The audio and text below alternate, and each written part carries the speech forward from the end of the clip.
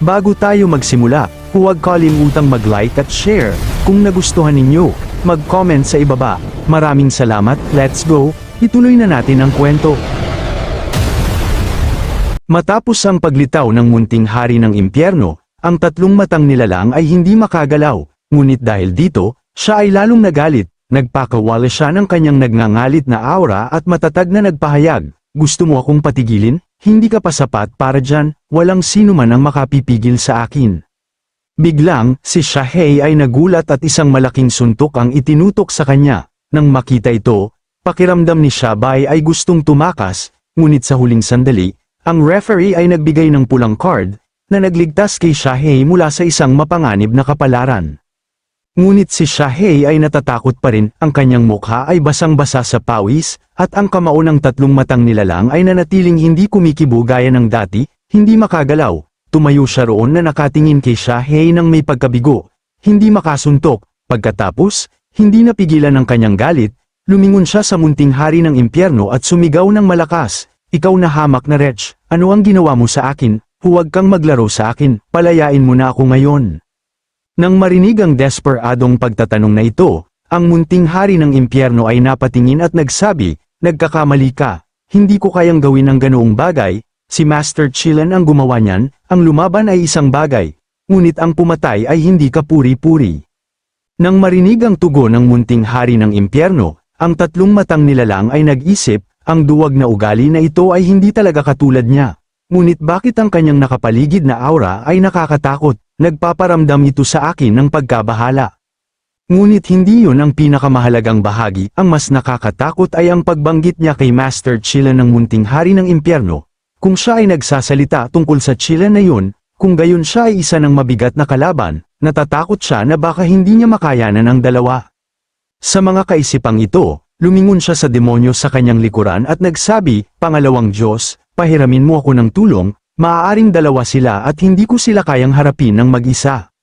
Nang marinig ang kanyang tawag, ang pangalawang Diyos ay tila nagising din mula sa malalim na pagkakatulog. Sa sandaling iyon, ang kabaong na nakasabit sa tiyan ng pangalawang Diyos ay nadulas, na nag-iwan ng isang malaking butas sa kanyang tiyan. Ang Diyos ay nagunat at nagpakawala ng isang nakakatakot na etengal, at ang kanyang mga baging at ugat ay natatakpan ng nakamamatay na aura habang sumugod ito patungo sa tatlong matang nilalang. Ang nilalang ay nakatayo sa ibaba na nakabuka ang bibig, handa na i-absorb ang Diyos sa kanyang sarili. Matapos makumpleto ang pagsipsip, nagpakawala ito ng isang malakas na sigaw, "Sa ating dalawa na nagiging isa, tayo ay maghahari ng kataas-taasan." Ang kanyang mukha ay nahati sa dalawang kalahati, ang isa ay pag-aari ng kanyang sarili at ang isa naman ay sa Diyos. Ang kanyang aura ay lumakas, na nagpapalakas ng kanyang kumpiyansa ng labis. Pagkatapos, ang tatlong matang nilalang ay humakbang pasulong at may seryosong tono na nagbigkas ng isang nagbabantang parirala, "Handa ka na bang harapin ang iyong kamatayan?" Ngunit pagkatapos, sa isang anticlimactic na pagliko, ito ay nanigas sa lugar matapos ang isang hakbang lamang, hindi na makagalaw pa. Ang kanyang aura ng kamatayan ay naglaho, na nag-iwan sa kanya na naguguluhan at hindi kumikibo, naiinis at nagagalit. Isinumpa niya, "Ito ay ketawa-tawa, bakit hindi ako makagalaw? Anong klaseng Diyos ka ba?" Sa kanyang galit, tumayo siya roon na may mga luha na umaagos sa kanyang mukha, "Huwag mo akong paglaruan ng ganyan, sino ka talaga?" Ang munting hari ng impyerno ay nagpakawala ng kanyang kamay ng may pagwawalang bahala, "Ako ay isang mababang lingkod lamang ng ilalim ng mundo, at ang lahat ng ito ay gawa ni Chilen. Bakit hindi ka maniwala sa akin, o kailangan ko bang magpakita sa iyo ng isang bagay upang maniwala ka?" Sa pagsabing yun, iniunat ng munting hari ng impyerno ang kanyang kamay, nagpapakalat ng espiritual na enerhiya sa kanyang paligid. Biglang, isang higanteng figura ni Chilen na may matatalas na pangil ang lumitaw at hinawakan ang tatlong matang nilalang. Nabigla ang nilalang, halos mabasa ang kanyang salawal, at napabulalas, "Ano ito? Ang maalamat na Chilen, mitikal na hayop, nabuhay ako ng maraming taon at narinig ko lamang ito sa mga kwentong engkanto." Nararamdaman ang paglakas ng kapangyarihan ni Chilen, natanto ng nilalang na kahit na magsanib ito sa pangalawang Diyos, hindi ito makakayanan ng isang suntok, kaya mabilis itong nag-isip kung paano makakatakas. Nagpa siya itong maghintay hanggang sa muling mabuhay ang kanyang nakatatanda upang iligtas ang sarili, kaya lumingon ito sa munting hari ng impyerno at nagmakaawa, "Kuya, alam kong nagkamali ako, maaari mo ba akong patawarin? Nang marinig ito, ang munting hari ng impyerno ay agad na tumanggi, pasensya na, hindi pwede yan, nagbigay ng utos ang aking ama. Ngunit wala ang iyong ama, bigyan mo ako ng pagkakataong magsimulang muli, tugon ng tatlong matang nilalang. Sumagot ang munting hari ng impyerno, kahit na ganoon, hindi ko pwedeng, ang aking ama ay may mga especially iya sa lahat ng dako, kung pakakawalan kita, parurusahan niya ako. Pinanunood silang nagbibiro. Si Hao Xian ay pinagpapawisan, ang kapangyarihan ng ika-10 ranggo ng martial ay tunay ngang nakakatakot, sa kabutihang palad, ang munting hari ng impyerno na ito ay tila nagtataglay ng napakalakas na kapangyarihan. Ngunit bago pa man siya lubusang makapagdiwang, ang misteryosong dalaga ay nagbuhos ng malamig na tubig sa kanya, hindi, guru, ang dakilang figura na yon ay hindi pa gumagamit kahit isang bahagi ng kanyang kapangyarihan. Lahat maliban sa inyo ay dapat manatiling tahimik, makakasiguro ako dyan. Ngunit para sa inyo, guru, hindi ako gaanong sigurado, babala niya. Nang marinig ito, si Hao Xian ay parang tinamaan ng kidlat, ang kanyang pag-asa ay nawasak at ang takot ay umapaw sa kanya. Inakala niyang nakaligtas siya sa panganib, ngunit ngayon ay natanto niyang masyado siyang naglaro ng malaking laro sa pagkakataong ito, nawalan ng pag-asa, bulong niya, nakakatakot. ika-10 ranggo lamang at ganito nakalakas.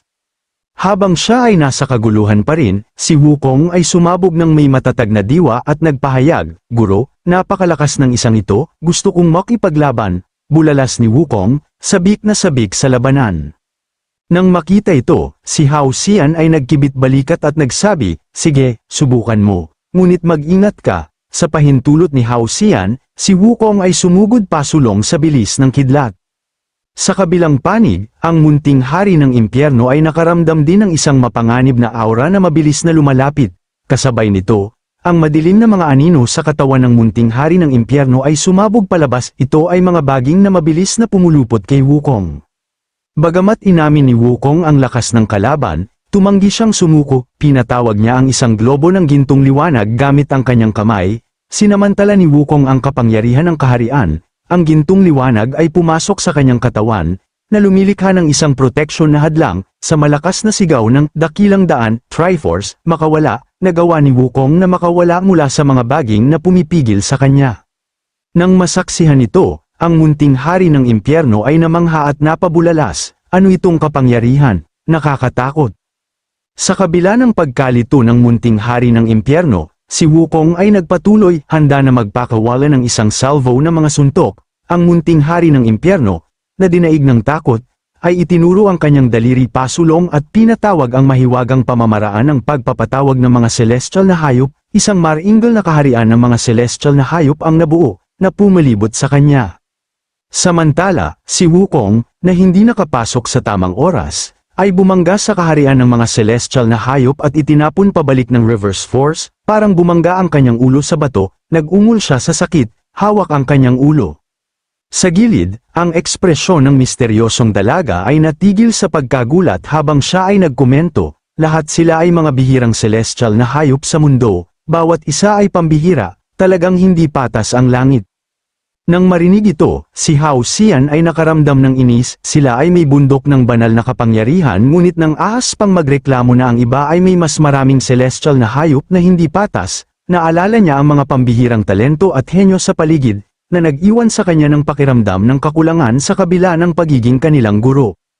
Bago pa man niya maipahayag ang kanyang pagkabigo, si Hao Xian ay tinamaan ng isang bolt ng banal na kidlat, na naging dahilan upang sumigaw siya sa pagkagulat. Wow, sino ang palihim na umaatake?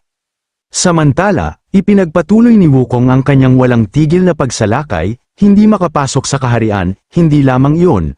Ngunit kahit isang gasgas ay hindi lumitaw, parang si Wukong ay naglalaro lamang at nagdaragdag sa panuorin ng kaharian ng mga celestial na hayop. Nagngangalit sa galit, pinakuyom ni Wukong ang kanyang mga kamao at isinumpa, lumabas ka at harapin mo ako ng patas.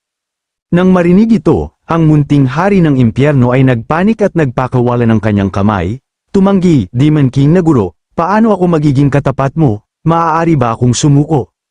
Si Wukong, na nagngangalit, ay umungal ng malakas sa kanyang mukha, sumuko, anong katarantaduhan yan? Anong klaseng lalaki ka, wala ka bang anumang tapang? Ang munting hari ng impyerno ay matigas na tumanggi na sumuko na nagsasaad, ang lahat ng ito ay dahil sa kaayusan ng aking ama, kung wala siya, ako ay wala. Si Wukong, na nagngangalit, ay sumagot, katarantaduhan, sinasabi mo bang ako ay isang hanggal? Ang pagpapatawag ng mga hayop ay nakasalalay sa sariling talento, hindi sa kaayusan ng iba. Demon King na guro, pakalmayan ninyo ang inyong sarili, ito ay dahil sa mga genes ng inyong ama, walang kinalaman sa akin, pakiusap ng munting hari ng impyerno. Pagbukas ng bibig, ama, pagsara ng bibig, ama, ilang taon na ang iyong anak at lagi mo nalang binabanggit ang iyong ama, sabi ni Wukong.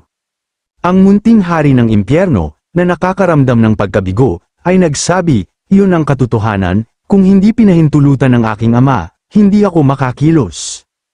Sa pakikinig sa kanyang walang katapusang daldal, si Wukong ay lalong nairita at patuloy na sinuntok ang hadlang ng walang tigil. Ang misteryosong dalaga ay napabulalas, Diyos ko, ang istorbo na ito ay nagpapabaliw sa akin, lumabas ka na, hamak. Nang marinig ito, ang misteryosong dalaga ay tumawa na parang nanalo sa loterya, dahil sa mahinang kakayahan ng dalawang hari ng impyerno sa pagmamayabang, sino ang nagpapatawag ng isang grupo ng mga mythical na nilalang at pagkatapos ay nagsasabing siya ay walang halaga, walang henyo ang sapat upang ilarawan siya, ha? Si Hao Xian, nang marinig ito, ay agad na nag-isip ng malalim, hinaplos ang kanyang baba at naisip, eksakto, bakit ko rin nararamdaman na ang taong ito ay pinangunahan ng kanyang ama mula pagkabata, na pumipigil sa kanya na maranasan ang buhay.